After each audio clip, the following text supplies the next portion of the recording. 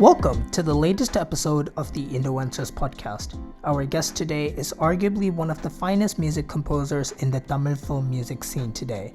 His musical journey started with a strong inclination towards classical music, as is exemplified by the fact that he studied under one of the art form's true legends, violinist Lalgudi Jayaraman.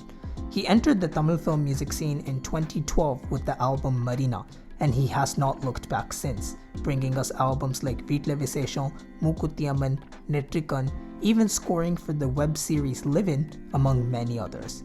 He's also been present in the independent music scene, primarily through his stunning album Kadalan Bharati, a collection of 5 Bharatiyar poems beautifully set to tune by Girishh himself, and also through his inventive work with Tarang, as he sought to discover a new sound within Indian classical music. To talk about all this and so much more, I am honored to have the incredible composer and singer with us today, Girishh Gopalakrishnan. Thank you so much for coming on. Thank you for the lovely introduction.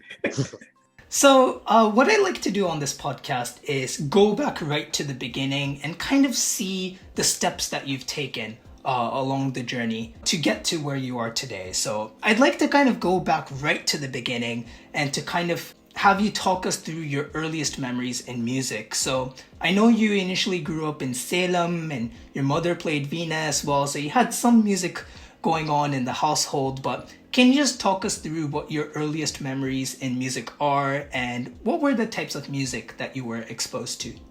So yeah, I would say my earliest memory of music probably from my mother was really inclined to music, and then she went on to learn. She's not a musician, but then she decided that that's her way of making peace with life in Salem. I would say it was me and my little sister. We both were in Salem most of the time. My dad was away touring the textile belt in Tamil Nadu and Coimbatore, Tirupur, and Salem. He's a cost accountant. So he used to be away for a lot of time, and then my mom, till date, she always likes to keep herself busy. She keeps finding new passions every 5 years, and I think I was her a big project when I started showing an inclination towards musical ability. So I guess that's pretty much how it started. My earliest memory of music is my mother, playing the veena and learning the veena actually. So we would, me and my sister, we would just sit in her lessons.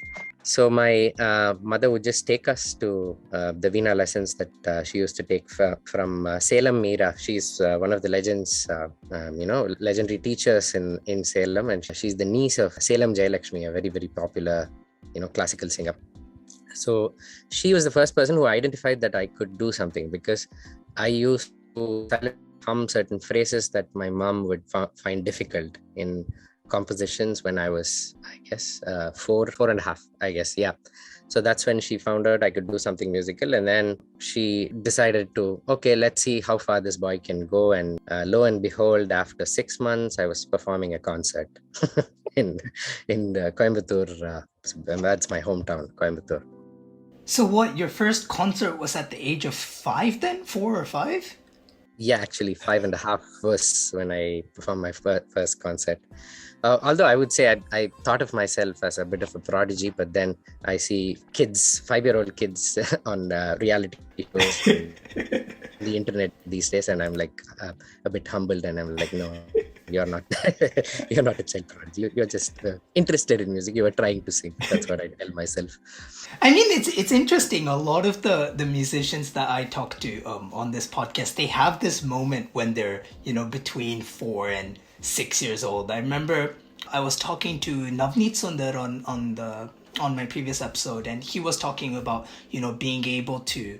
I think the story he shared was he had this toy keyboard where there was only white keys and all of the black keys were missing, and he was able to identify where the black keys should be at the age of like 4 or something. I'm just like, how?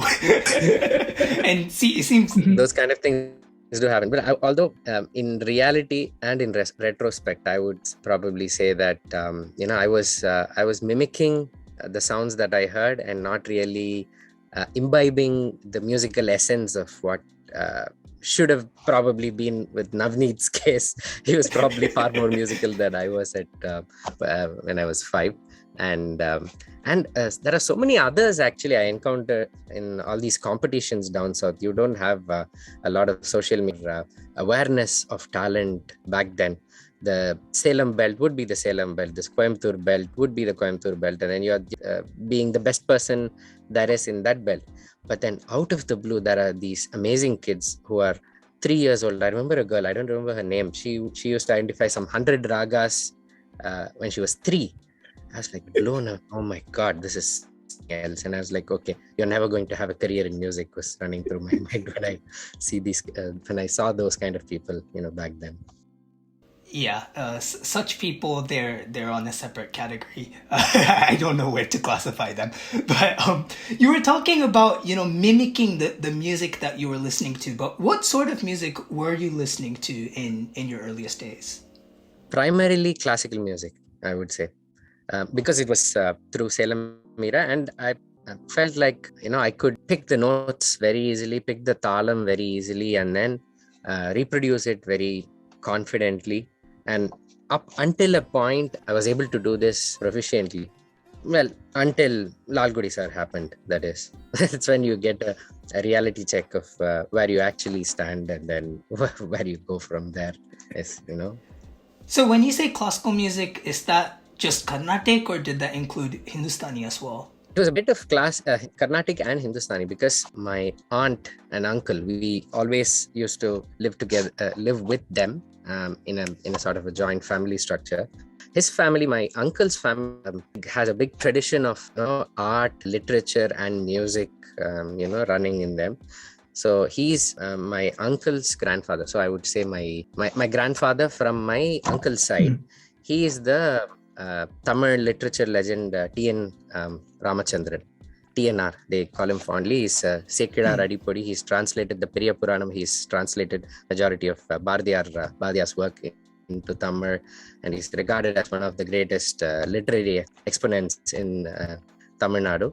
And then, that's how I actually got exposed and encouraged to pursue further, because my uncle, who's a doctor, he pushed my mother, and he created an environment, a very fertile environment for inquiry into the arts, I would say. And that included Tamil music, which is Thevaram, Tiruvasagam. We were learning them. We were also listening to music, listening to Carnatic music. So that, I would say, was a major influence. And of course, we all love film music.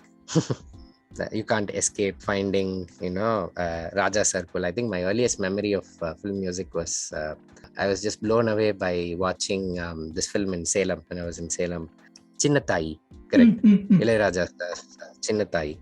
So I was just blown away by how amazing the whole experience could be. Musically, he was doing so many things for me to comprehend, but I knew that something really exciting in what I was listening to. And yeah, that's my earliest memory of all these things.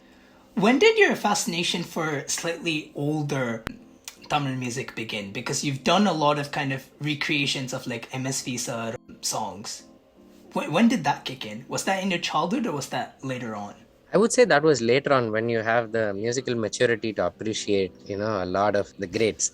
And that comes after you start learning classical music. Some form of classical music gives you a huge grounding in the ability to appreciate and understand some interesting forms of music. Obviously, we were listening to all of them, but to break them down and try to make sense of them, and then to be enamored by them, and then to be obsessed by them, that takes a bit of maturity, I would say. So that's definitely later in my, musical journey, I would say. Yeah, and we've kind of talked about the music that you were listening to and your early musical background, but now kind of talking about the person that you were when you were young. I remember hearing this story, this really kind of hilarious and fascinating story. You probably know already what I'm going to talk about, but this story about you trying to climb up a mountain with a tricycle. I mean, that's hilarious, but I think it's also really fascinating, because a lot of times when I talk to artists, stories from when they're young kind of translate into their characteristics when they're older. Like, I was talking to the singer Sasha Tirupati, and she was talking about how when she was, I think, a bit older in her case, I think it was 17 or 18, she basically burned all of her college books and like ran to India to pursue a career in playback singing. And that kind of translates to the kind of drive that she has even today. So, I do like to kind of look into like personal stories of artists in their childhood as well. But with this story in mind of you climbing up the mountain or trying to climb up the mountain, just talk me through what was Kuti Girishh like? What sort of character was he? Very naughty. I was, like you said, obviously very adventurous. And see, I think it's interesting that you brought about this trait. I haven't thought about it myself, but I always feel like when things get monotonous, I try to shake things up in a very violent way. So probably that was a direct reaction. Violent, not as in violent, not beating people up. I get it. Be doing the most violent thing possible within a set boundary. Like in Carnatic music, you have a set time cycle, and then you have to be adventurous within that. So I try to do that a lot. I think I still am doing that. That's why I'm able to keep on doing the things that I am doing, because I have not followed any trend. I have not seek to become anyone else other than a better version of me. And I've always tried to be disruptive in whatever I am doing right now. Disruptive is probably a very important word, because that episode to Yerkad was just me freaking out, I would say. But then that sort of journey into the unknown, do something crazy, is something, I've always done every 7 or 8 years in my life. So I would say that that incident might be one. The next 8-9 years was fairly placid with Lalgudi sir, not doing anything rash, because I was already overwhelmed by the amount of information and the amount of expectations that were thrown at me. I was 8. That's probably I was probably one of the younger students that he had at the later part of his life. So in itself, that I get to learn from such a legend. So that was really fascinating.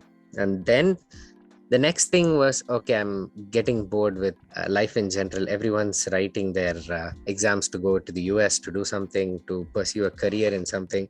And Carnatic music was somehow not fulfilling enough, I would say. Or I didn't probably express it as much, but then I didn't see myself having a career as a Carnatic singer, probably 2 years into my college life. And then I accidentally stumbled on to making some music with the band. I made music without knowing how to play the piano. So, okay, what do I do now? Okay, let's go learn how to play the piano, learn some Western music. And then my music teacher, Mr. Das Daniel, he said, he threw all the books away after 6 months and said, "You are not fit for all of this. Go read jazz theory and try to get into Berkeley." He said, "You're just going too fast. This is not how this system works. You can you'll be a great composer, but just don't waste your time practicing the same 3 pieces that are going to get you a grade 7 or an 8 or whatever. You will probably be a better piano player, but your head is somewhere else." So that sort of, I didn't burn my books per se.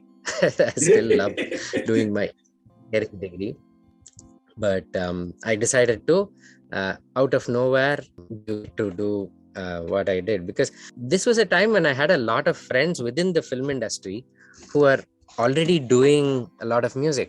So actually to be a part of their team in some way and then work my way up the film industry. But I genuinely did not want to be a part of films back then. I wanted to search for new boundaries, search for new ways to learn. It was all about learning, because I felt like with what I knew at that point of time, I would probably run out of things to say or things to do in a matter of a couple of years or so. So there won't be any sort of replenishment. And then, like I always seek ways to experience something rather than chase the dream of being a star or dream of the fame, money, and the adulation and all of that comes with this package. I've always tried to stay away from that. The next disruption came when I was getting too comfortable in the UK.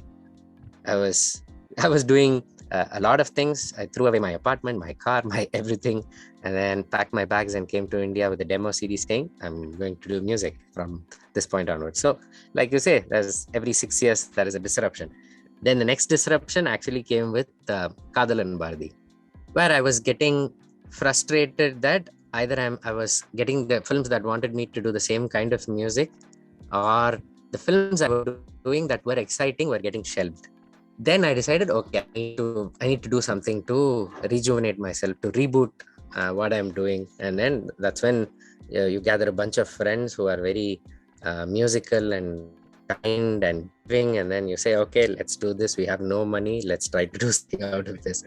So that's how Kadalan Bharati happened. That was another disruption. And another disruption is due, I guess. Might happen very soon. You will know about it. Yeah, that's fascinating. It's very interesting how you casually say that you made an album with a couple of friends, and those friends are people like Anil Srinivasan and Pradeep Kumar, and some of the greatest names in Indian music right now. Pradeep and I have a parallel journey.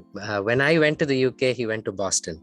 And I came back from the UK. He came back from Boston, and we were like discussing. He was again a similar broken soul who was trying to find more to do with this music. We both are classical musicians. If you look at it, this generation were trained in hardcore classical. We were all phenomenal classical performers in our own right up until a certain age, and then for the lack of a better phrase, shit hit the fan, and then we tried to do some crazy things.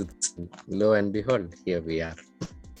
Okay, I want to backtrack a little bit. Let's go right back to your time with Lalgudi, sir. You covered a lot in what you just spoke about, and I kind of want to take it step at a time and really trying to understand each period. And Lalgudi, sir, is obviously huge name, and I've actually had the opportunity to interview another student of his family, as I spoke to violinist Apurva Krishna a couple of episodes ago. And something that she told me really fascinated me. She talked about how in her classes she would have to compose Pallavis as homework. And I found that really interesting because, at least in Carnatic lessons that I've been part of, composition wasn't included. I've never heard of any other case where composition is included. So seeing that you're a composer yourself, well, I guess first, did you have a similar experience? And second, if you did that plant the seeds for your compositional career? Actually, me and a couple of other students, we were a part of a massive experiment that Lalgudi sir was undertaking at that time, where he said the first time he took me on was when I was 8. He heard me sing and he said, yeah, you sing well. I don't think I have the time to teach you. Go on, go forward with your life. And then that boy, is he still around? Ask him to come. And I went back to class and he said, actually, I'm trying to teach my granddaughter who's 6. She doesn't have anyone for company to learn with. So do you want to join? I said, yeah, definitely. And then he said, okay, how many kritis do you know? And then he wrote down the number of kritis I knew. Then how many varnams do you know? And then he wrote down the number of varnams I knew. And whatever, made a huge list. He tore that and then put it into the dustbin, saying, now you know nothing. This is how my first lesson with Lalgudi sir went. And then, okay, I'm like, what do I do now? And then he had a way in which he decided that the best way to fundamentally ground everyone in classical music is to introduce kids to pentatonic scales and have them be extremely proficient in it. So for 1 year, we were just learning Mohanam, Hamsadhwani, and these kind of pentatonic scales, having a lot of fun with them. We could do whatever we want, a couple of gamakas here and there. That's it. And we were improvising to no kriti in Mohanam and these pentatonic scales to a very high proficiency when we were 9. And we understood the entire breadth of what this form of music has, from repertoire to improvisation within that period of time, which was really fascinating. So I was part of this experiment. So for me, that was a real, I would say, thankfully he decided to do this for me, because if I had gone to him with the backlog of something and then me adding on to something else would have probably created a confusion in the style of learning that I would have undergone. But he decided to do this. And apart from that, I was not privy, I would say I was a spectator to a lot of his composing that was happening as a 10-year-old, 12-year-old, 14-year-old.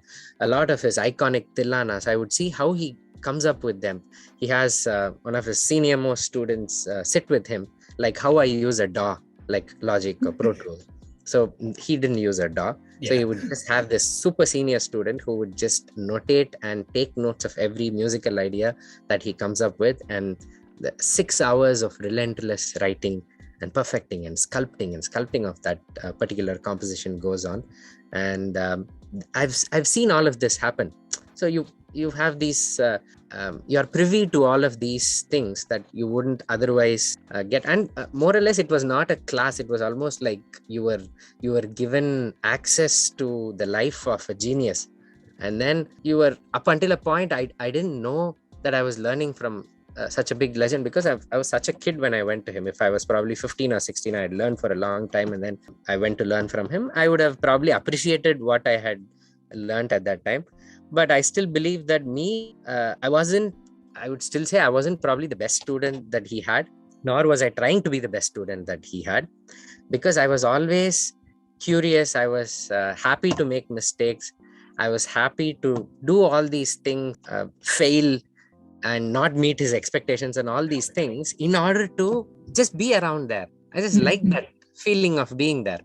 So that really helped shape what I wanted to do. And me being playful then later on became a big plus when I started composing music, because if you're not playful when you compose music, you get too serious about it. And when you get serious about composing or drawing art or making a film or writing something, it always ends up in a big cycle of self-deprecation and depression, and you take yourself too seriously. But if you're playful about a lot of these things and you chance upon these happy accidents with you're able to embrace the happy accidents that come your way. That's fascinating. You said so much in there that's fascinating, but even starting from the idea of starting with pentatonic scales, I don't know, have you seen the video of Bobby McFerrin doing this thing with pentatonic scales? Yes. Yeah, and like the main conclusion of that is that pentatonic scales are basically like innate to humans, or like easiest to understand for humans. Yes. And it's so interesting how that same ideology has kind of manifested itself in a different form through your lessons with Lalgudi sir. That's fascinating. And you talked about witnessing the composition of tilanas. Are there any certain specific tilanas that you remember that you witnessed? I think a couple of tilanas that were a part of the dance dramas that he composed. I would say, I think Nalina Kanti, and I can't immediately remember. I don't want to mention the wrong one. But and apart from this, a few compositions. And I would also witness how the sangatis and the repertoire that's already present, he keeps wanting to perfect every little detail. Every iteration he teaches a student, he keeps perfecting the sangatis in a Tyagaraja Kriti or a Dikshita Kriti or something else, saying that, and then he would get immediately excited by everything. He would call his son, if he's around, come to this room. What do you think about this sangati at this place? He's like, oh wow, this is fantastic. Okay, let's add this to how we play this kriti. And he's like permanently a child. He's always excited by every little detail, every little thing, and it's just phenomenal experience. So it was kind of like, it wasn't like he composed every note and that had to be the way everyone's saying it. He would kind of take suggestions from his students or bounce ideas off students as well? No, it has to be... Oh, his way. Yeah, it's his way or the highway. But that's because he's perfected the best way to present it in the style that he represents.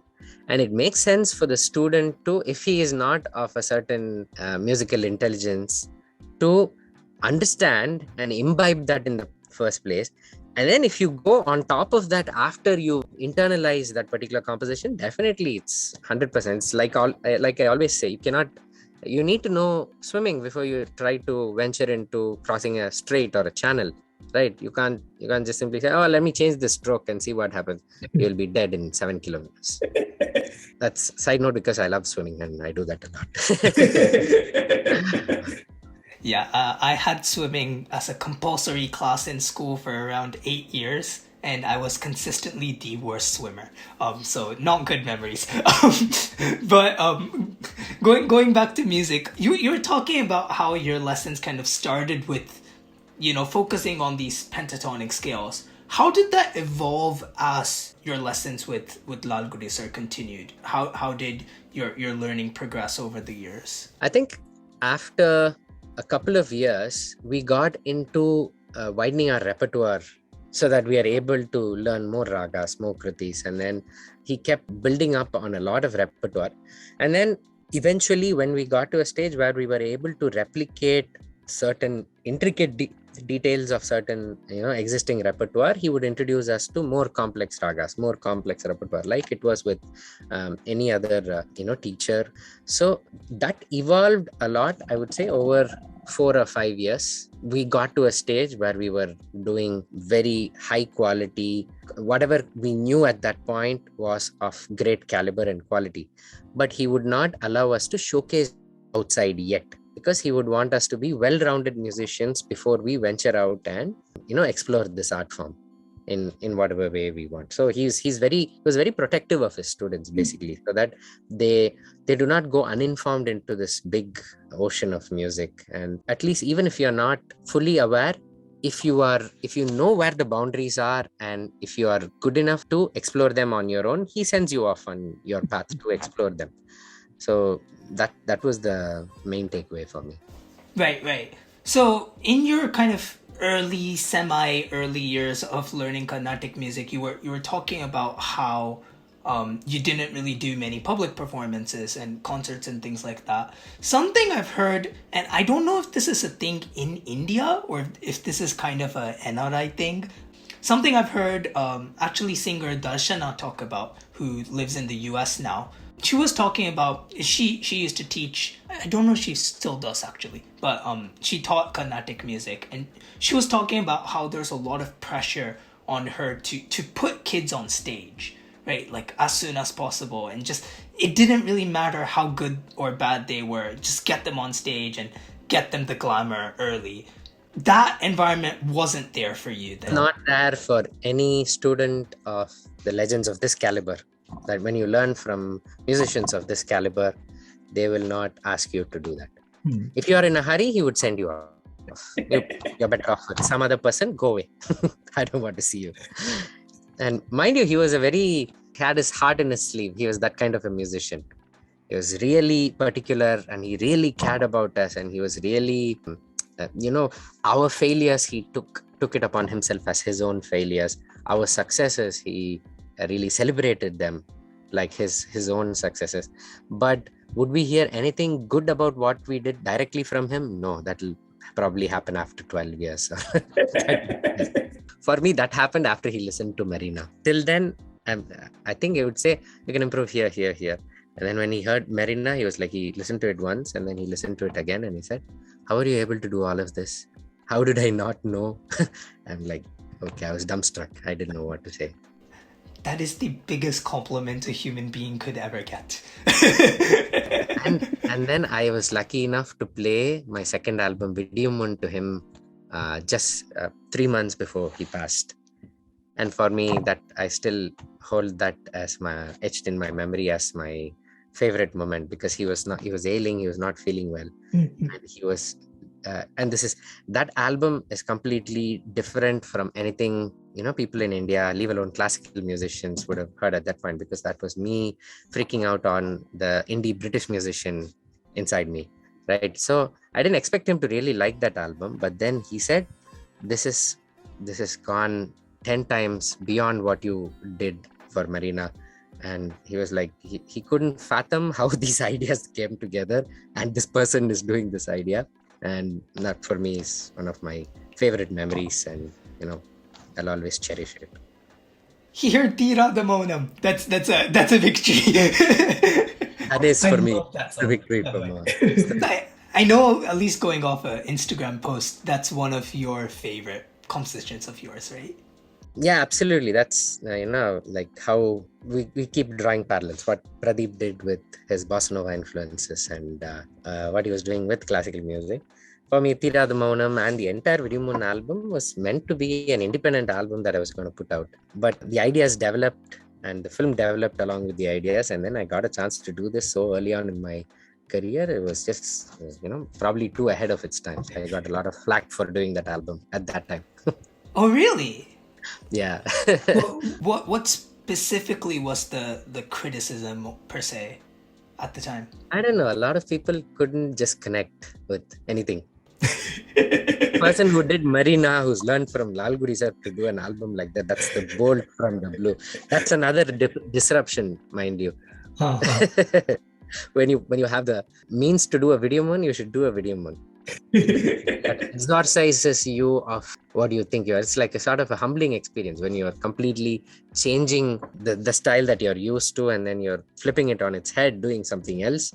It's a very spiritual experience in my point of view. Wow.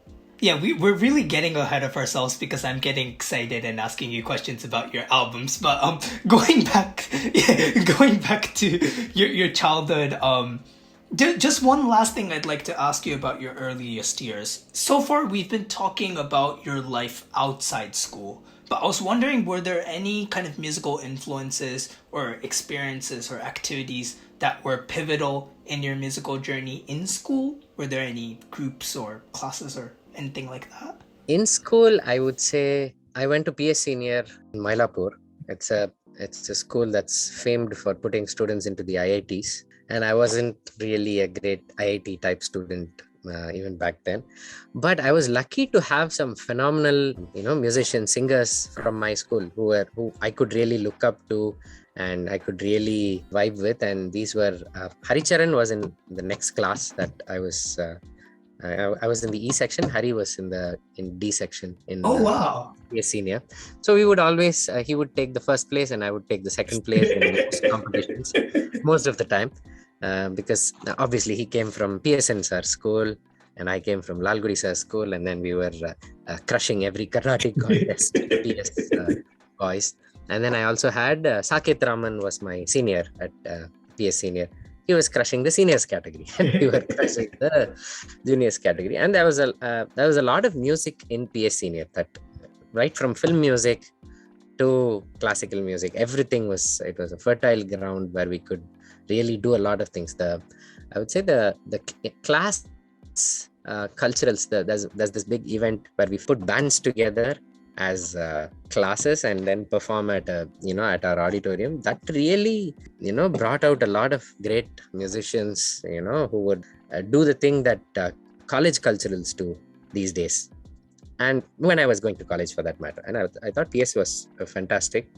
Plus, I think when I was in school, I was also a part of this film band that was put together with kids from other schools of the same age, probably when I was 15 or 16, 14 or 15, I would say. 8th standard to 9th standard, I don't know what age that is. So that's when I had a chance to be a part of a band which also had Navin Nayyar, Saindavi, GV Prakash, Tapas, then who else was there? A couple of other notable film personalities of today. That's one heck of a dream team. So this was fantastic because that actually was my into knowing how film music works, because GV obviously was closely working a lot with his uncle, and then we would spend a lot of time at his place when he was practicing for his grade exam.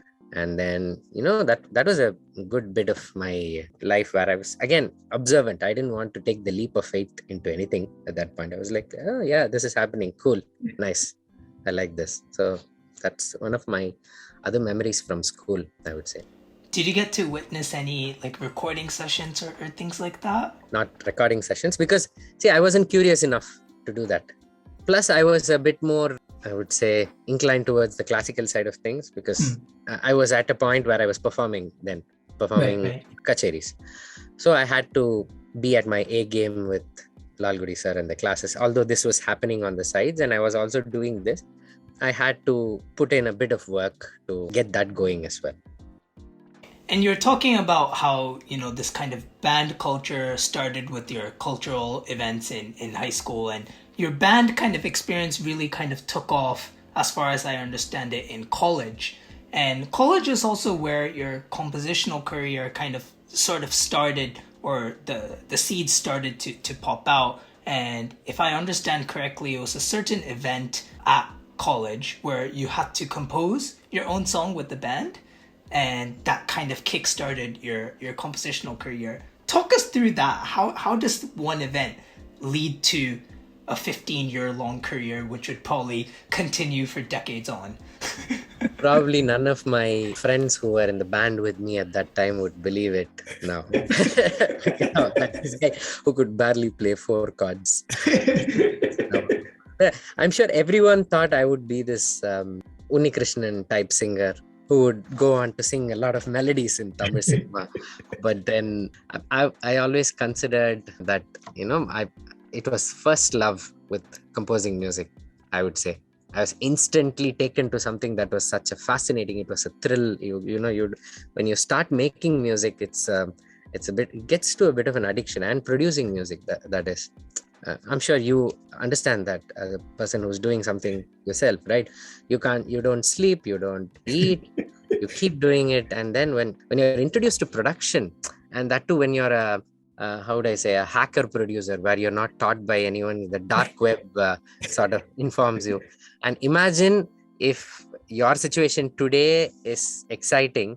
For me, there was no internet in 2007 or 8 when I was, YouTube barely had 1,000, 2,000 videos of people doing silly stuff. And we were at the disposal of people who were in the industry and who had the equipment to pull off certain things. This was really fascinating because a friend of mine who was the son of the lyricist, the legendary lyricist Pirai Sudan. So he's a composer himself. So he was the one who introduced me to production. After the time, I composed this track for a college cultural event, and then we all liked this song, and it instantly became a hit in college, and that's all nice and cool. But then, how do you perfect it? How do you go into the depths of how a song is done? And obviously Dayanand, that's his name, he was doing this from his school years, and then he was way ahead of us in the composing curve and in the production curve. He would teach us a few things, and at the same time, the guru of a lot of people who are into production right now is the composer Vishal Chandrasekhar, who is like Sitaramam. And Wait. Oh wow, I didn't know that. So Vishal Chandrasekhar was the person I would have thought Vishal would have to be one of the top composers right now. The amount of hours he's clocked in production and composing scores and music, because he's our super senior. He's the person who taught a lot of things, a lot of softwares. We're always open for people who wanted to learn something from him, that what he's doing. And these two people were obviously great influences for a lot of people of that time who were into production. He was of the same age. He was also producing these things. He was doing a lot of very cool things, and that probably kickstarted my journey into production, where I convinced my father to invest in a huge tower for my sample libraries. It was a PC back then, and obviously I was in the Steinberg ecosystem.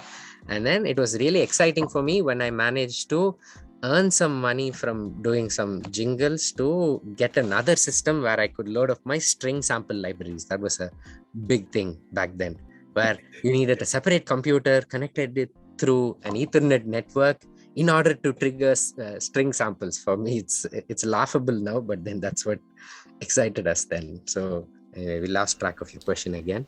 It's okay, I lost track as well. But I'm curious, you were saying that you thought you were going to be this Unnikrishnan type, singing classical and the kind of melody songs in Tamil film music. That's what everyone was convinced of in college. But were you set on doing music then? Was it just a question of... No. When did that... I took myself a bit more seriously after I started dabbling with production a bit. And then did this song for a short film that someone came to me with. This was 2007, 2008. I made a song for that in a couple of days, and that became a massive viral hit in their phones. Everyone's heard it, and then it was blowing up like crazy, left, right, and center. And people are suddenly saying, "Oh, it's sounding like you, and it's sounding like this, that's so cool." And I'm like, I did nothing with this track. I just put these two guys together with this very simple tune, and then that really blew up and sort of triggered my confidence into it. Oh, maybe I can do something. Let's earn some money with doing some jingles and that sort of thing. So that's the phase I was in. I was still not convinced that I would do music full time. The point that got me to seriously taking my musical ability was when I did a devotional album called Jai Jai He. So there I sort of perfected a lot of my production.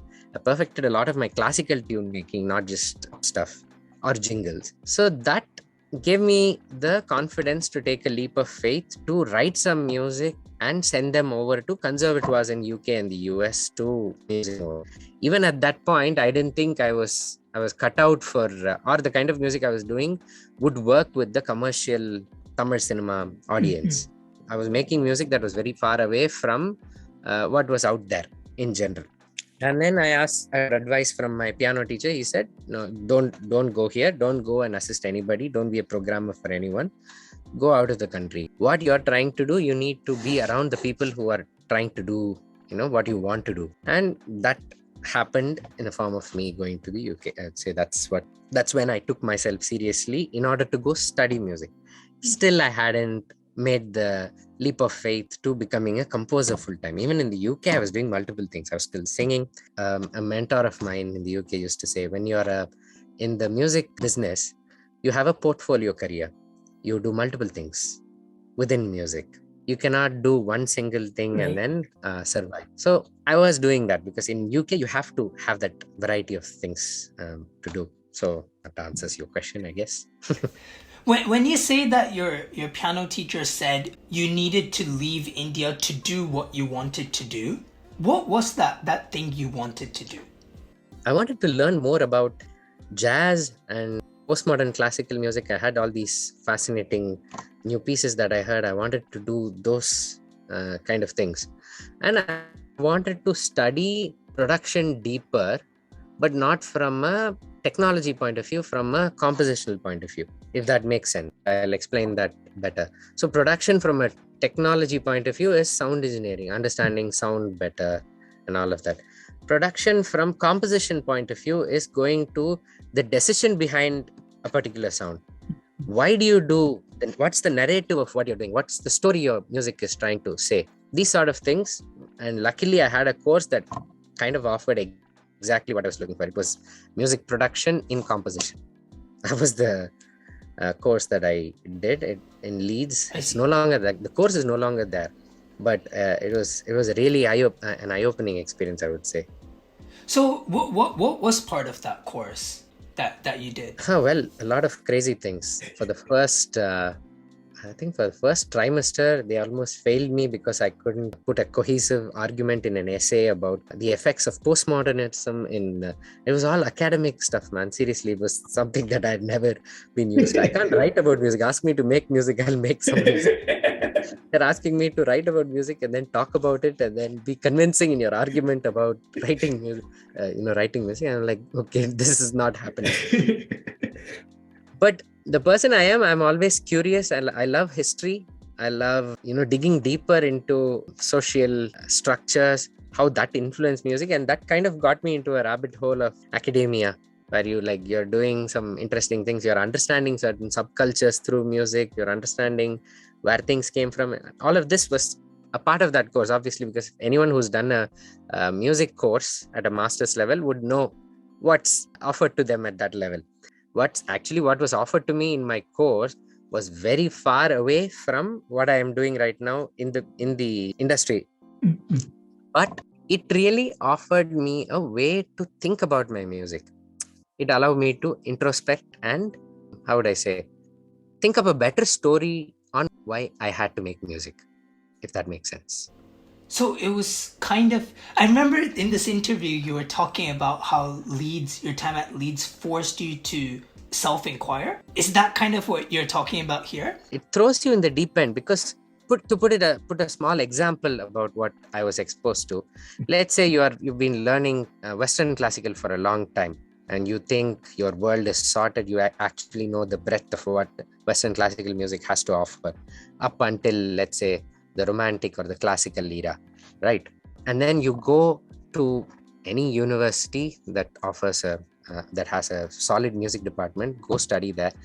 You are immediately thrown into the deep end of postmodern classical music, which is all that is atonal, that has got Schoenberg.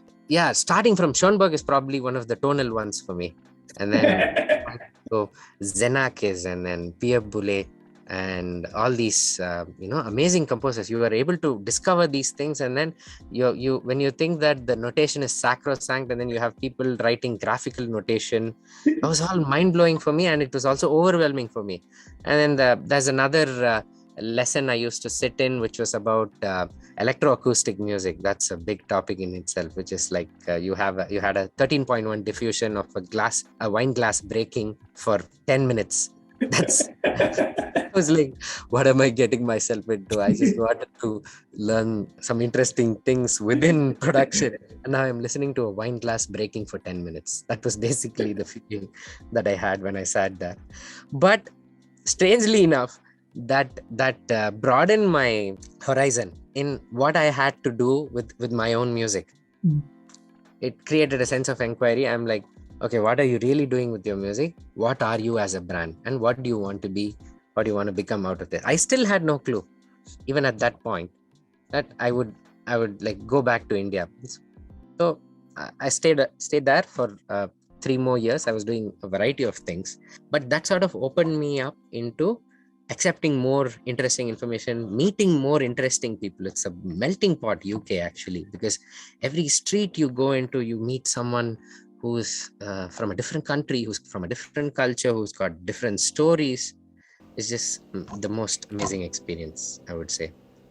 Yeah, and something that you've talked about even right now is communicating with people that come from different cultures, and jamming and working with musicians that come from different musical backgrounds.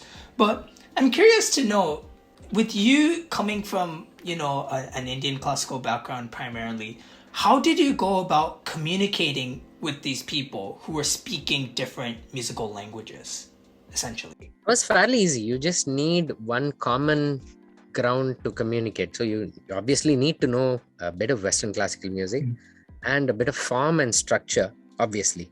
That's a given. But then what these people are talking is beyond form and culture and notes and chords and all these sort of things. They are about stories. They are about grander things, the bigger things at play. And then you no longer see music as just a bunch of notes exciting you. You see music as stories that are being told. My 2 great recollections are from this composer musician called Eugene Skeef. He's a South African percussionist, and for me that was a really a game-changing experience when I heard his story about what he did with his music. He was rehabilitating people who were torn apart from their families and who had seen some atrocities during the war for Yugoslavia in Bosnia and Herzegovina. So he was sent by the Pavarotti Institute to educate people through music. People whose mothers and fathers were raped, whose brothers and sisters were killed, whose families were massacred for being a part of a certain religion and a certain subsect. And this musician was sent there to just get them out of this shock that they were in. And then he was one of my great inspirations in the UK, where he opened me up to the potential of music being just something that you're entertained by, to something that can really transform someone else's life into something else. Basically like music therapy, I guess, then? Yeah, he was also in Palestine. Teach instruments to these people, play the udu, the South African clay pot that sounds like a guitar. And then teach them this instrument, have them play this instrument, and then help them make peace with the life and then help them heal their own things. It's music therapy is different from this, I would say. This is more of rehabilitation through music learning or music education. So that was very fascinating. After hearing these stories, did you dabble into any parts of music education yourself, or not really? Oh, absolutely. I would always say this everywhere, that my career started as not as a composer. My career started in music education. That was probably not the greatest decision for a 23-year-old who was trying to become a composer. But I was really fascinated by that, obviously, by working with MILAP, the UK organization for Indian arts. So that's where MILAP came in. Immediately after I finished my course at Leeds, I met the people at MILAP and the Arts Council in the UK and all the 10 big national orchestras and the sort of work that they were doing. And then you were working with young people who were finding ways to do things with music with young people and then pushing them to do something. I was privy to a lot of, these interesting for me. And it was primarily in music education. So were you teaching, since you were associated with MILAP, was it like things about Indian classical music that you were teaching, or not necessarily? I was the interface between Indian classical music and other styles because of my expertise in both, in understanding. So I was brought in as an assistant to the main conductor at MILAP, who were doing a lot of work through their national youth orchestras in working with the other national youth orchestras of Great Britain. They have 10 national youth orchestras, which is the Jazz Collective, the Brass Band, the National Youth Choir, the National Youth Orchestra. That's a big collective. So I was primarily brought in as a person who would help interface the ideas that were coming from Indian classical music and then help be the bridge between, these collaborations and enabling these collaborations to happen primarily. So, but by collaborations, do you mean like there would be like an Indian ensemble that would do a concert with the jazz ensemble or the youth choir? Exactly. This was happening a lot, and they were finding it difficult to have a common language to communicate. Mm-hmm. And they needed a person who would immediately get this going, like understand a certain thing from an Indian composer, communicate it to the jazz person or the classical orchestras, and vice versa. And obviously there's a big collective that's happening there. So it was just I was the link person. That's how I started off with what I did at MILAP. How would that translate in practice? Was it just communicating things in a different way? Like, I don't know, the Indian person would say, hey, I want to do something in Harikamboji, and then you go to the jazz person and be like, he wants it in Mixolydian, basically, or was it that kind of thing? Or that is probably 1% of it. Okay. The other thing is to get the nuance or the essence of what these people expect. The same Harikamboji in the concept of a beat cycle, that's different. It's different from how a time signature functions. Yeah.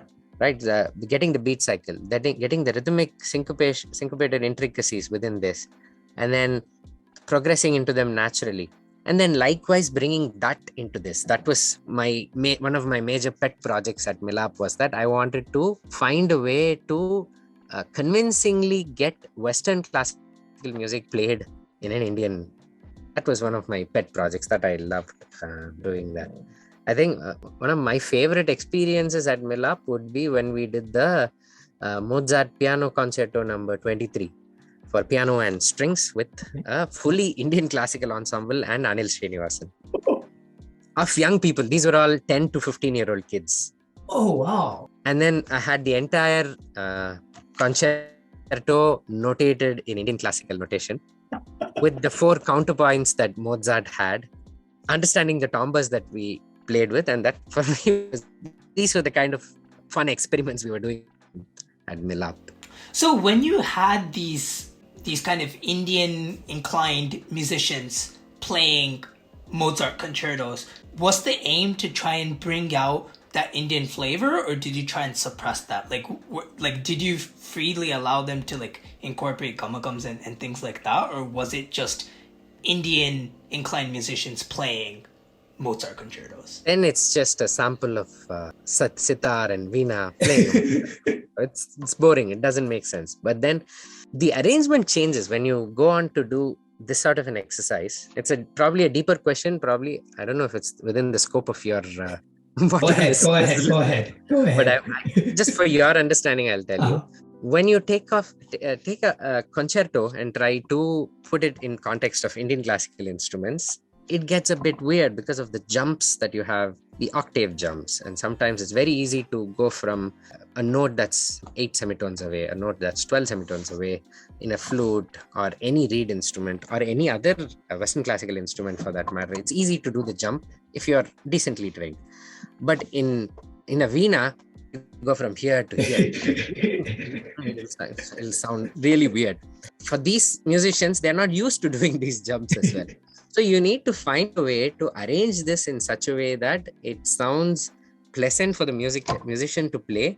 It also captures the spirit of what Mozart wants to do and not change the counterpoint hierarchy of what Mozart went about doing. So this was one little experiment because I wanted them to understand how I would say this was one of my exercises to them for them to listen to each other better. Because when we are playing in unison, we can sometimes just go with the flow and not do the thing that we are doing.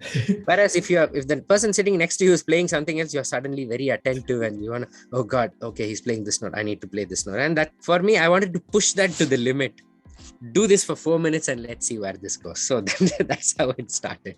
It brings out a better musicianship, as an ensemble, regardless of how it sounds outside. But for me, that was a very important exercise, for young musicians to have. That's fascinating. Wow. So you're doing all these super interesting, fascinating things. But yet you mentioned earlier on in this episode that towards the end of your time in the UK, things felt stale. Things felt comfortable.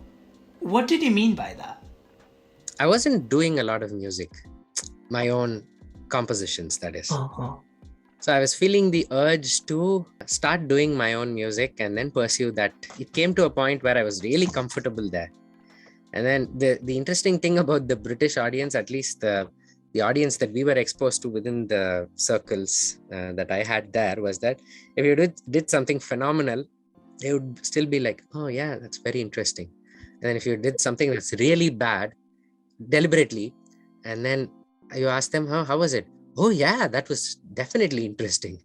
And that was the point for me. I'm like, okay, I'm not getting an hate as I should. So let me go to the land of love and hate, which is India, and get all the love and all the hate. So that basically, did the trick. Yeah. So now kind of going into your time back in India, in another interview, when you were talking about your first steps in the industry, you described the Tamil scene at the time as, I'm quoting you here, trying to marry interesting Western influences into mainstream South Indian music. And you were talking mainly about the early 2010s when you said this. But in what way do you think the marriage was happening at the time? What kind of elements do you think were unique in that marriage between Western music and kind of, conventional Indian film music? What was special about that period of time? A lot was happening, actually. That was the post, I would say the 2010s is probably the most interesting time in the history of Indian film music. Because so much was happening. Come on, you can really pick them out and, doing what he was doing. There was Gibran doing what he was doing. There was Iman doing, giving a bit of what we are used to and doing something new. I mean, Iman, I've followed his work and I've always liked his work from when he did Mandira Vasal and all these Tamil serials. I used to look forward to his next title song because his sound was different. He was always doing this, this very different, unique sound that he had. And then you had Rahman sir was going crazy with Kadal and, he was like on another level at that time. And then you had Anirudh coming in and bringing the complete the essence of Western pop music into this, and obviously it coincided with the YouTube bubble growing bigger and bigger. So when all these things came in, it was like it was a big feast for people who are making music, because nobody was sounding like the other person. I mean, how exciting is that? Right. That for me was very nice, and obviously you like and respect what everyone else is doing, but to have nobody else sound like you and still do some interesting work, that's great. You can do a lot of very it's very a very fertile environment. That's why when people ever ask me, are you trying to catch up with this person, are you trying to be competitive? No, I think the era of competitiveness in anything has gone. It's all about celebrating each other's speciality and then hoping that they find the audience that the other thing finds.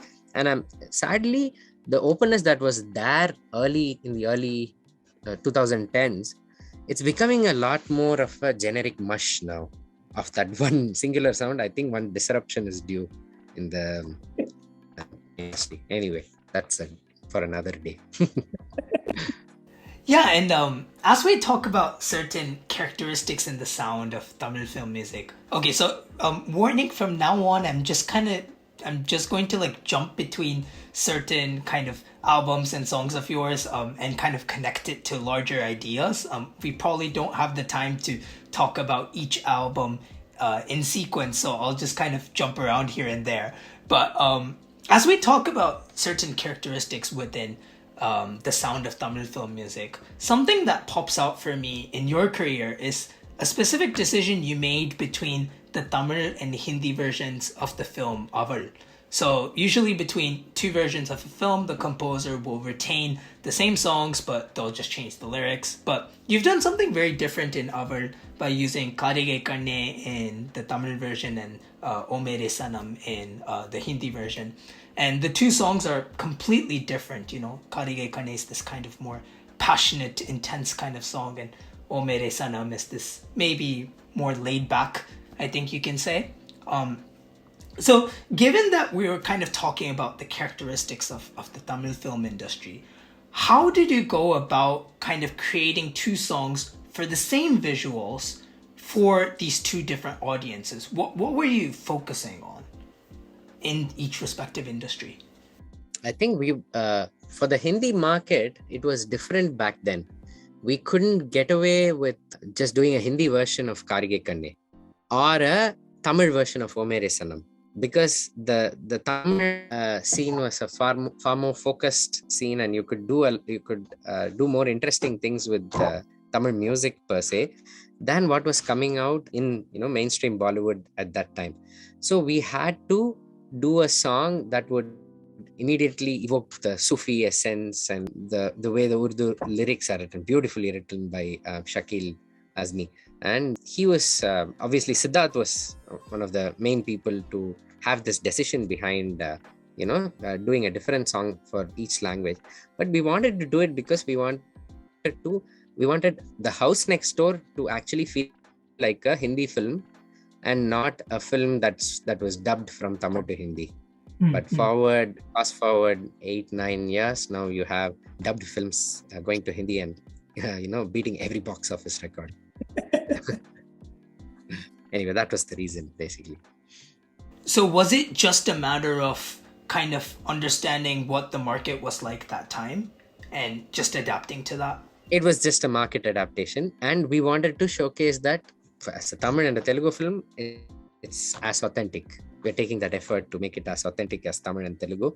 And for a Hindi film, we are trying to be as authentic with the Hindi version by doing a song that works as a mainstream Bollywood song. That was basically the intention behind it.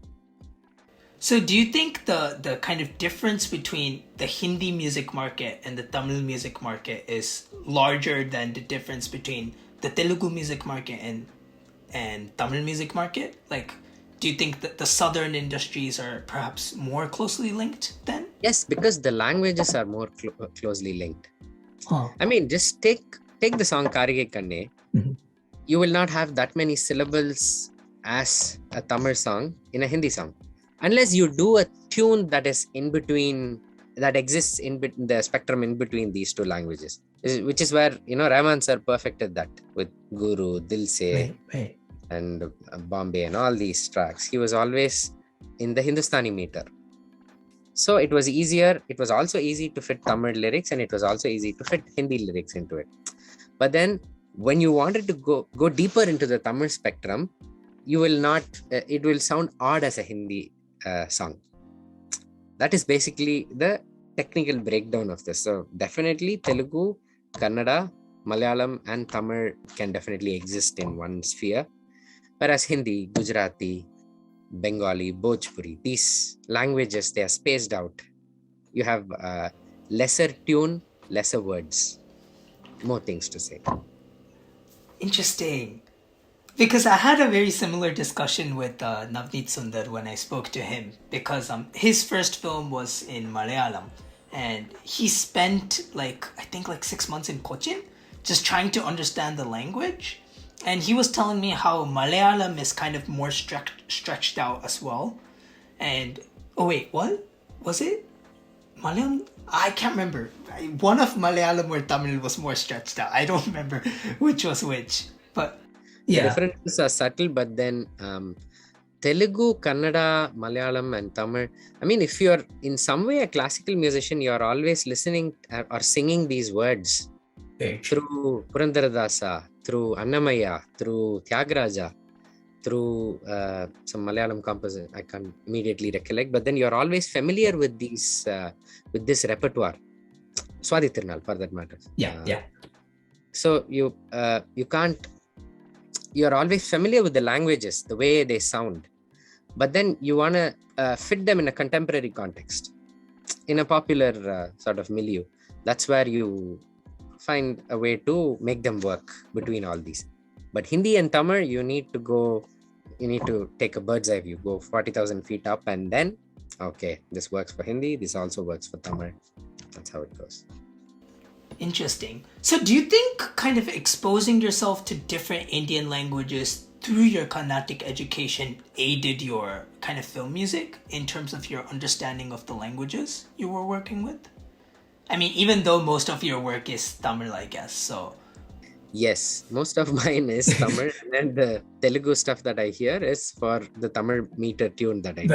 Right. But still, you get to interact with the Telugu lyricist to change certain words, because this is not how they should sound. They should probably sound like this, and that bit happens. But with Hindi, it's definitely something that you have to take note of. And I think classical does help, but then going outside the classical spectrum, listening to ghazals, listening to music from the Punjab provinces of both Pakistan and India, for me that contributed a lot. Listening to Salamat, Nazakat, and then Mehdi Hassan, and obviously this world exposure is more important to crack the I would say the Hindi sound, understand the Hindi meter. Where did your exposure to like that sound come from?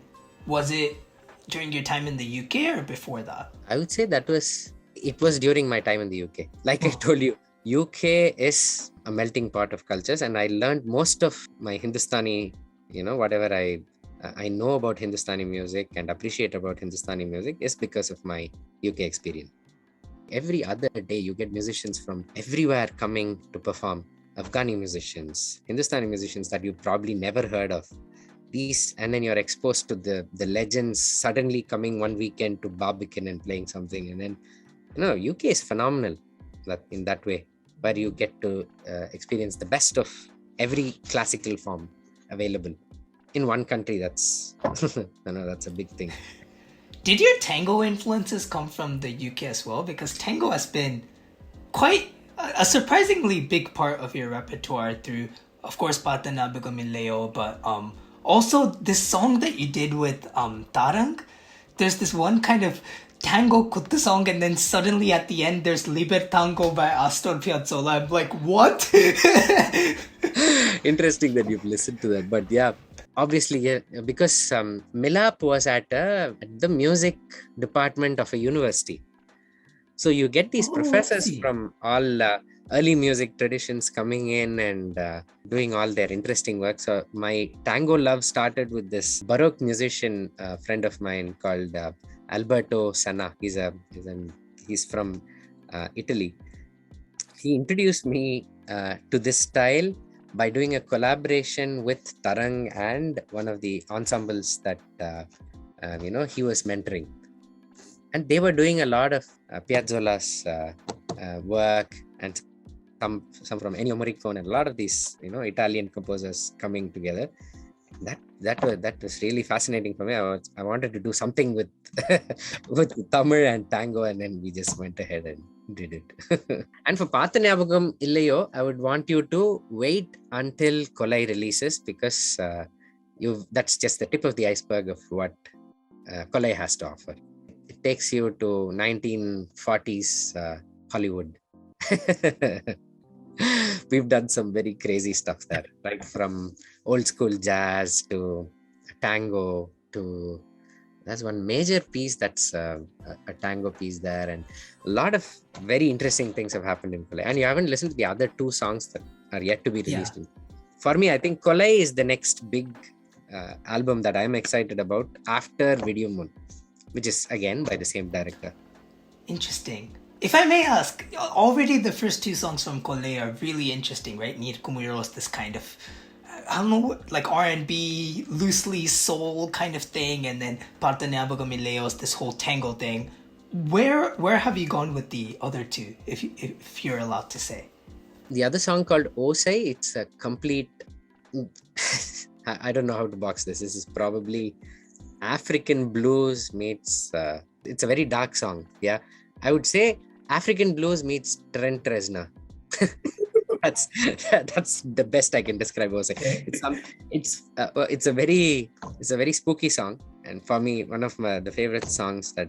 And after a long time, I had written the song and composed it, so I really enjoyed doing that track. It's completely no prior influences, but then there's this seed that of the idea of what I did there was inspired from, what's that instrument? A kora player called Maleki Sissoko. He had done a collaboration with a pianist, and I'd been to one concert that they did in the UK, and they did a certain idea, and I was always fascinated. I wanted to do a song with that idea. That's basically how Osai happened. So I'll wait for you to listen to that song when it releases. And then the other song is a pure old school Latin jazz track. It was sung by Pradeep Kumar. Oh wow, that's wonderful. These two are my favorite songs, and they haven't released yet. Even better than the first two. Oh my gosh. Okay, now I'm excited because the first two were incredible. And we have another surprise track, which is the first opera track in Tamil. It's a full-blown opera track. Oh man, that makes me even more excited because I grew up singing opera songs, and Pavarotti and all that. So wow. Kolai, I wish you could catch it in theaters wherever you are. I hope it releases in Japan though. But then it's a film to watch out for. I think both the background score and the songs. For me, it's the next big step that I've done. That's why I'm looking for the next. Okay, I've done Kolai. What can I do now? That sort of feeling comes in after you do a project like that.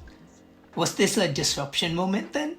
That I expected that to happen because it happened over a period of 3 years. It didn't feel as disruptive as Video Moon was. It was Video Moon, it was a focused 1 year of just doing that, rejecting all commercial films that came my way after Marina, and just doing this small indie film that nobody's going to watch. So yeah.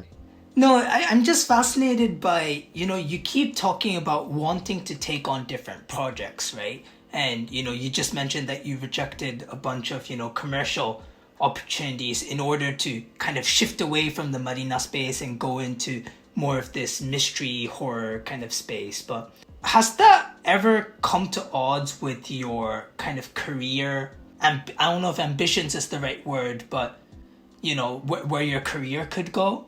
So, like, there's two things, there's two factors. There's the creative side and there's the career side, right? Have you ever faced a point where they've clashed with each other? No, I've always made peace with the fact that I am what I am because now it's exciting to me. So the minute I feel like I'm doing something the industry wants me to do, and then I'm not enjoying it as much as I should, that's when I feel like I'm suffocated. I would say I was refreshed by the idea of doing a thriller when I started Video Moon. By the time I finished Netrikan, I'm like, Gudungada Sami, I don't want to do any thrillers anymore. Leave me out of it. And then obviously Netrikan wasn't thankfully a fully dark and brooding thriller. It had the lighter moments, the emotional character, all of that. That's where the person who saved me from all of that was RJ Balaji. Thanks to Bokuthiamman. And I was always hesitant of how I would do in a pure commercial space. I didn't know what my sound would be. I would say I found that through Balaji. He's a phenomenal collaborator, and he respects my music as a first thing before coming to me to get something. Even if I do something that's commercial and that's not my style, immediately he would say, no, that's not Girishh. I want Girishh. I want to feel like Girishh has done this. So immediately goes into that zone where he's talking to me about my own music. So that's where that respect comes from. Yeah, it really sounds like he has a deep love for your work. I remember even listening to the podcast that he did with Jayaraman, and he kind of went out of his way to shout you out. And I felt that was so heartwarming because I loved Mukutya Amanda album myself, and so it was so cool to see your name being shouted out like that. But I find that interesting because going into Mukutyaman, your kind of commercial repertoire was very limited, right? It was pretty much zero. Just. I still don't know why Balaji was convinced that I would do all these songs. He's like, pathikalam nama, let's do. That's when I haven't done an Amman Koil Kuduthra song. And then he was like, no, vaanga pathikalam, ella irukku.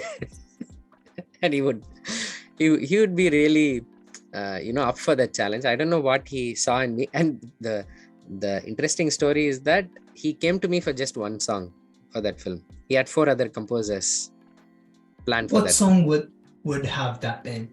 That would have probably been the Deva song. Oh, okay. Yeah. And then the rest of the songs were supposed to be done by other composers. I see. Who are around popular ones. I think he did one recce of trying to do that.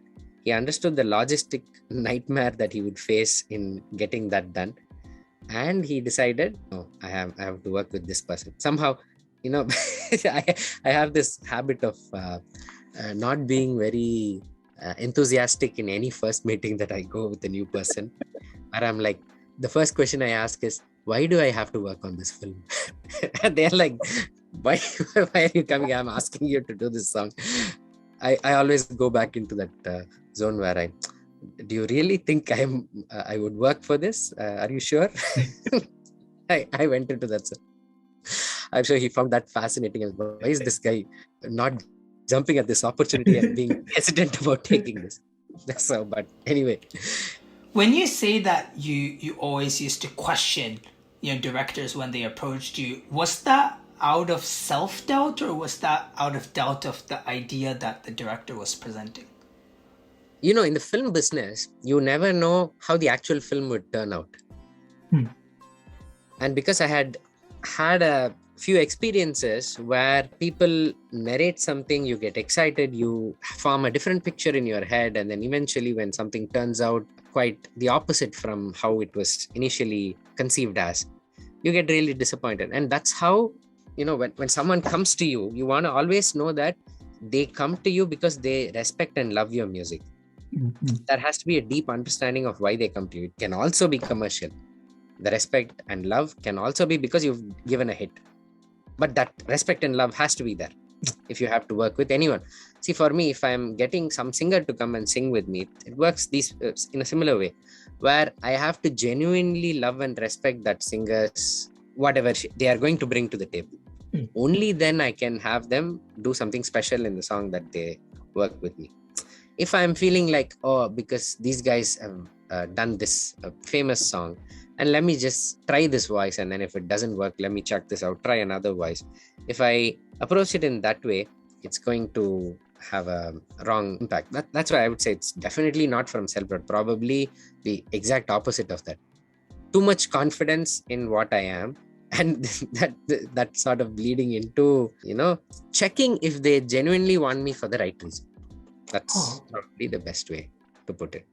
Or would I have fun doing this experience? Because doing a film is a 1.5-year journey of interacting with these people. Do I like this person? Do I like working with this person, collaborating with them? Do my musical thoughts for this film align with their thoughts? All these things are quite important, even if you're doing a super duper commercial film. Actually, it matters more when you're doing a commercial film than a very focused, superbly written script and all of that. You can still do something and get away with it. But for a commercial film, like take, for example, whatever Rahman sir does with Shankar is vastly different from whatever he does with anybody else, the commercial space. So I would say the bonding that you have with your director is super important, and you need to feel it when you're doing a commercial film. That's quite important. Something that struck me, especially when I was kind of going through your repertoire in preparation for this interview, is all of the singer choices seem to be really specific.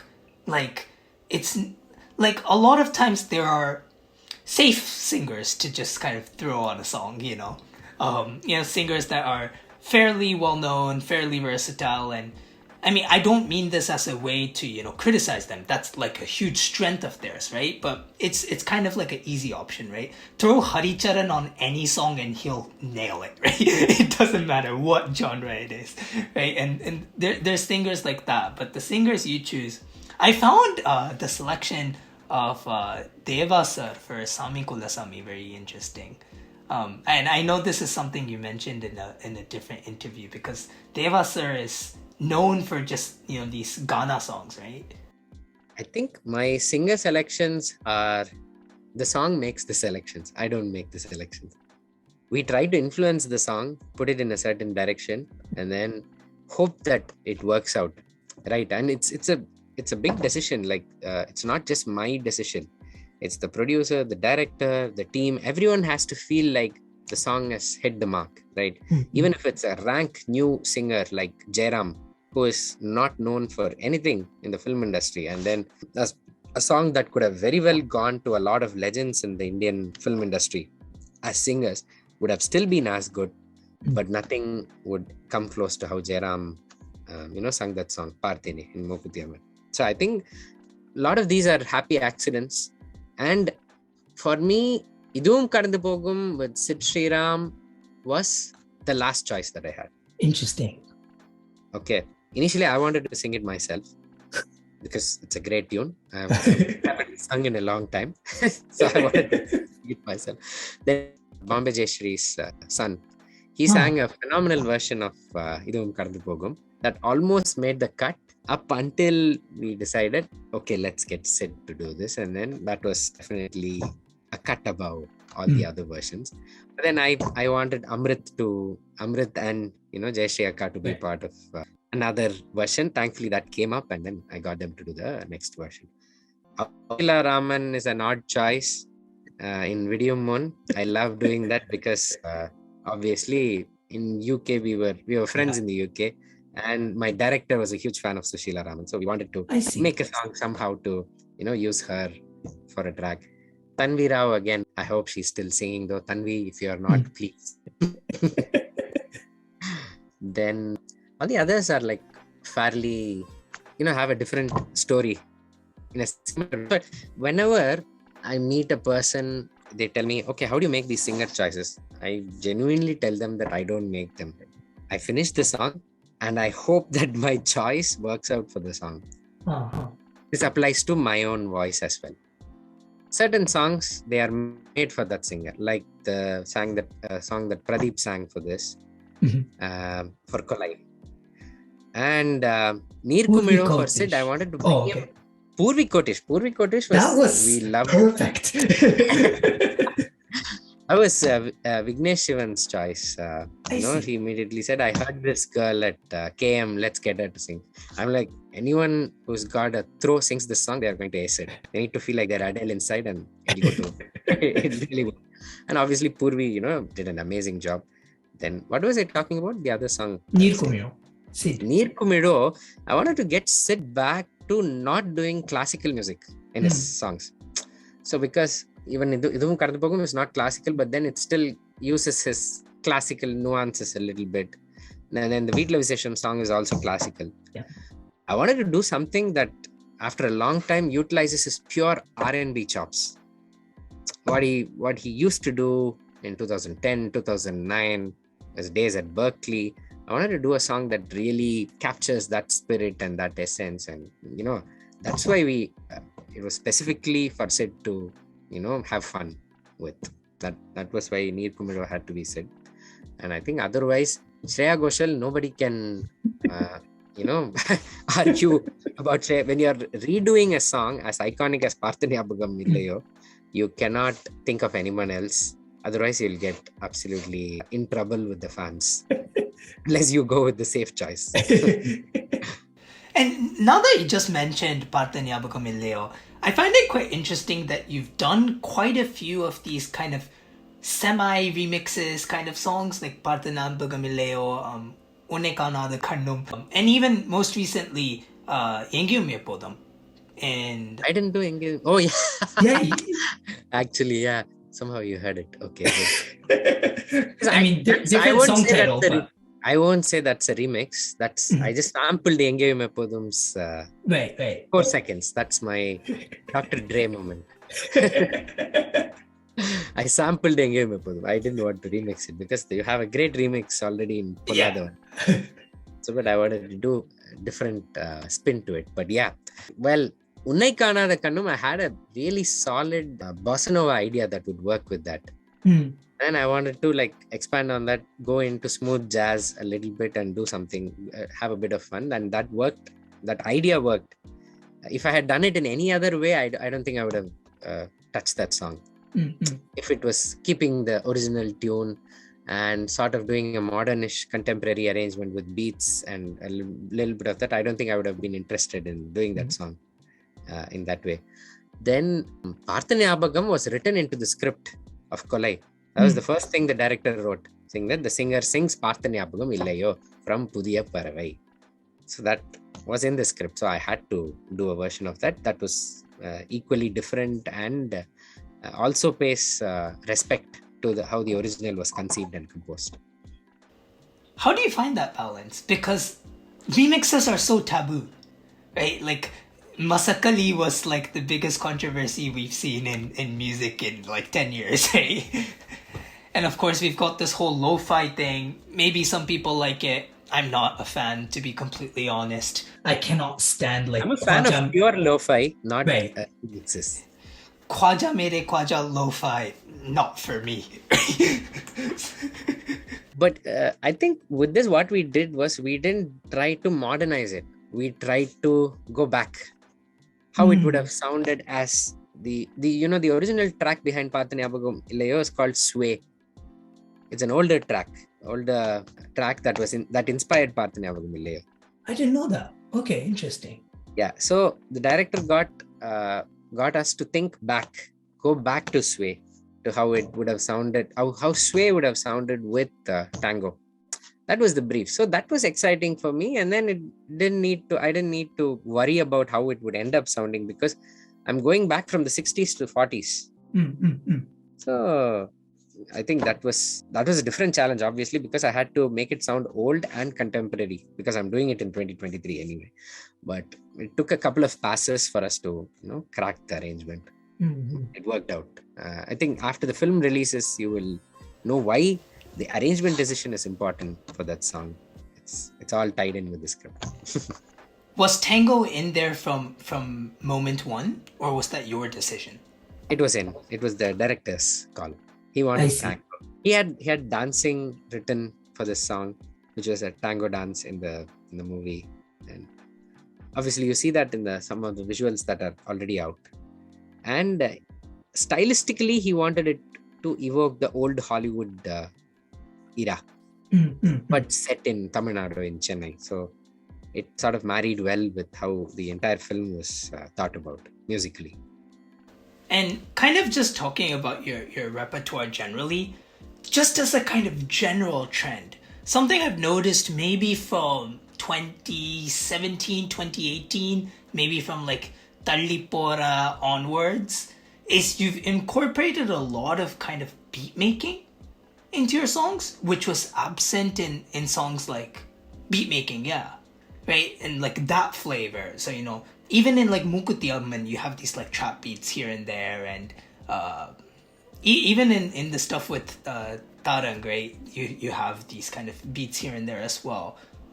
So where did that beat making journey start? Was that like a conscious shift that you had, or was it just a coincidence that you went in that direction? Beat making, I don't know if I didn't make beats before that. I was making beats, but then they were subservient to the track and the melody itself. But then after a point, I started, I think I would say the temp for Talipura was actually a track I did for Aval. The track was I see. We didn't want to shoot that scene anymore. So Siddharth actually introduced me to a lot of these cool production and beat ideas, and that sort of triggered a new thought process in how I wanted to do certain things and how I was approaching electronic music.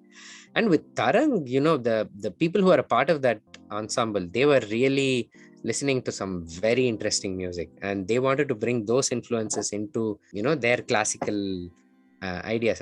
Obviously, as a person of the diaspora, you would know when I say that you guys are bringing in so much culture into the Indianness, and that is really phenomenal. And the band that I was working with, they were bringing some Frank Ocean, they were bringing all these very, very cool influences, what Jay-Z used to do back then. All this was bleeding in, and as a producer, I had to listen to how they wanted to do this, and that had a massive impact on what we did with Tarang.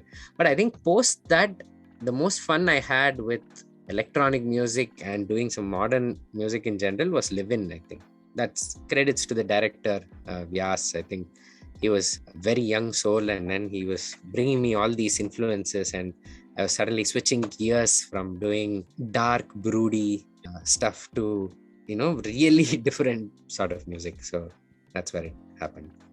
And that basically came together in Netrikan. Like Ponilade is such a cool fusion of the kind of dark sound that you had earlier on in your career, and then the kind of beat making from later on. Yeah, I love that track. It's unfortunate that we couldn't use that in the film, but really? Yeah. It's part of the character's theme, but then we couldn't use the beats and the drop. I love that drop. That's very. It's almost like atonal, because is it a tritone? Yeah. I think it's a tritone. I don't have perfect pitch, but yeah. But that dissonance, so cool. Yeah, I love doing that. That was Ponillade, and I think subsequently even the other tracks in Netrikan, we wanted to make sure we did a very new produced sound to it. Vignesh Shivan was also keeping an eye out for making sure that it's interesting beat wise and production wise. It helps to have a producer and the director Milind, obviously, whom I had worked with in Aval. They both have a keen eye for production. That's an important thing to watch out for when you're working with these directors and producers, who know what tone a bass should sound like, and what sort of kick and what sort of syncopation the beat should feel like. So when you have these collaborators who are very aware of these kind of things, your game in production obviously ups. And obviously with Mukutiyaman, Balaji is got the instant from the sleeve reaction to everything. He knows when something works and when something doesn't. So I would say a lot of it is my directors. So in the case of people like Milind or Vignesh Shivan, are they like directly influencing or kind of telling you to make certain musical decisions? Like, will they tell you like, oh, that kick is not punchy enough, or something like that? They will broadly tell me if they are feeling it or not. See, with the director or producer, it's all about how they are feeling. And they might suggest that, oh, maybe it's the kick, oh, maybe it's the bass, oh, it's definitely the beat. Something like that, right? And then you have to go back, figure out what works, and then put it back in. Most of the time it results in massive fights, but eventually the good time. How do you deal with fights with directors? I love them. See, how would you have fun in a track with in a project without having creative fights? The creative fights are the best. If you're not fighting with for creative supremacy, you're not having a good life. You need to have them. I love fights. Do you find it as a way to kind of push your creativity rather than somebody else trying to limit your creativity? Absolutely. They have to happen because somebody is trying to push you to do the best. It's not essentially a fight. It's a difference of opinion. That's what I mean by fights. It's like you may believe in something. You may believe that this is it. And then someone else comes along and tells you that, no, it's not quite there. Can we do that? Can we do that?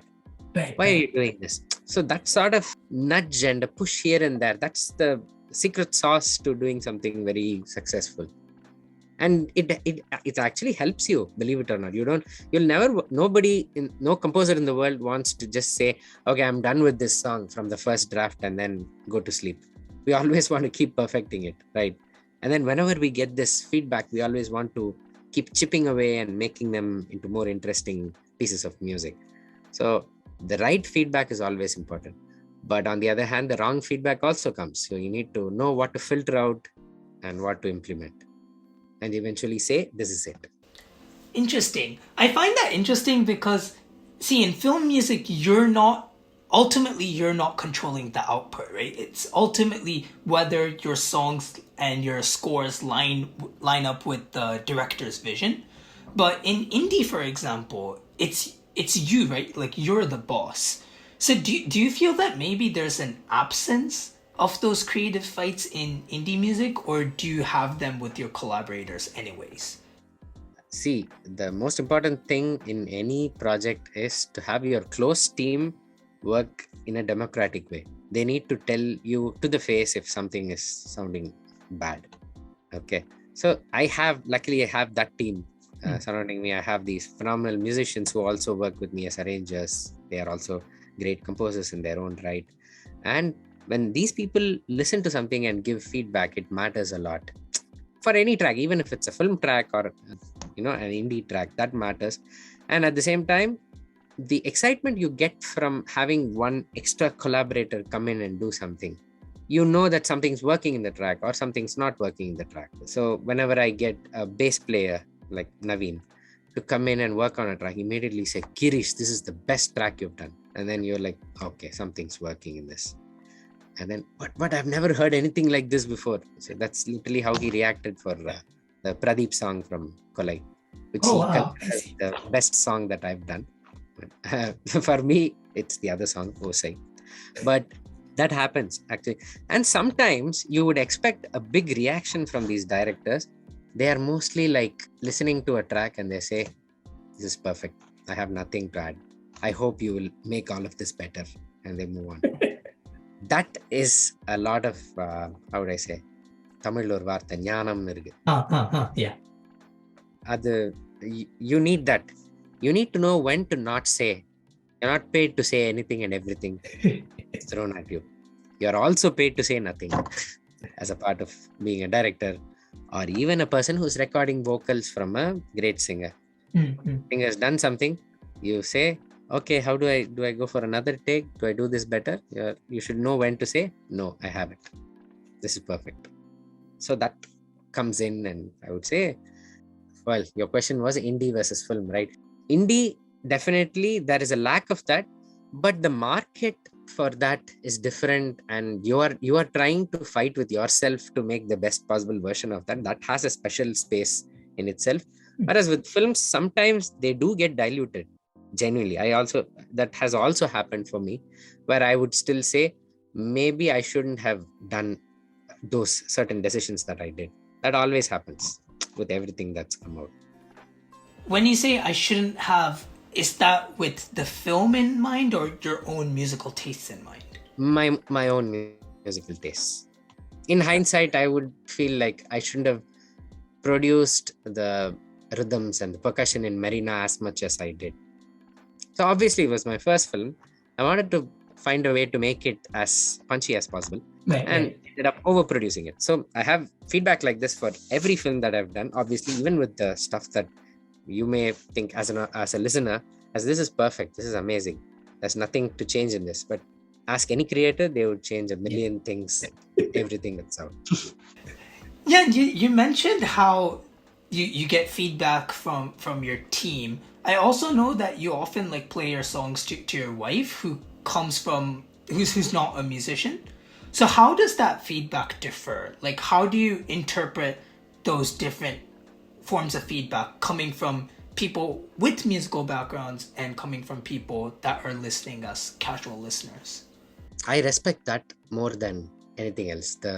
My wife, because she's got particular tastes in music. I'm not gonna lie. She's not going to like every song I make because certain genres are not her cup of tea. At the end of the day, you need to respect that. You can't expect them to like hip hop overnight because you've done a hip hop track. Okay, that's not fair on them. They're like, I don't like this. Let me be. I'm like, okay, no problem. But when they do react to certain things, I take note of it. She does tell me when she likes something. She also tells me when she does not like it. But that doesn't mean that I will stop making tracks that she doesn't like, because it's ultimately made for the director, for the film, for the audience of that film to understand and appreciate. Right. But at the same time, you also need to find the common audience really liking, what you do. So you need to strike a balance between both. But ultimately, if you do something that works for you, that works for the film, it will work for the audience. This is what I feel. As a broad rule, it works. But within that audience group, you will have someone liking something else, and it varies within the group. So yeah, we've gone on for a while talking about your past work, your kind of present ways of thinking, and looking towards the future. What do you have in store for us? What do you think is your next disruption? Just in general, what's up for you in the future? Well, I'm working on my next big disruption. I can't divulge that at this point. Let me get back to that, I think, once an announcement or something comes of that sort. Because I did some great work during the lockdown years. I was really grateful for all the opportunities. And my next big release, I would say, is The Village. It's the Amazon original series starring Arya, directed by Milind. It's a one-of-a-kind experience for me. It was a completely new way of representing whatever I've done till now. It's folk horror. I have a lot of fun in this. I've been a part of this project for more than 2.5-3 years now. I was also a part of the production of this project, which was also a new disruption for me. I was trying to get into understanding films and how they are made in order for me to do music better. And so Village is something that I'm very excited about. That's coming out soon. And obviously Kolai is coming out soon. Village probably the later end of the year. That's happening. Kolai should be releasing soon. I don't know exactly when. And apart from that, there is this mystery surprise project that I'm really excited about, and I'll talk to you soon. Perfect. Looking forward to hearing about that. Something I'm curious about is in other interviews, you've talked about the importance of live music for musicians. But essentially, when can we expect a Girishh concert? Seriously, that's what a lot of people are asking me. Probably after Kolai and this surprise project. Okay, that's quite soon. I'm glad you're committing to a timeline. I started my life as a live musician. That's something that definitely I want to do. And I just want to build up enough repertoire to do it. So I need to have at least 10 or 11 songs that the audience immediately recognize and jam along with. So if I don't have enough, it makes sense to do 500-seater, 600-seater concert halls. But to do the 1,000 and the 1,500, concert spaces, I need hits, man. Yeah. Makes sense. All right, then I like to close my podcast with a certain question, and it's not a special question, but it's just become tradition, so I'll ask you. I ask every guest that comes on, and that is, what's on your playlist right now? Okay, interesting.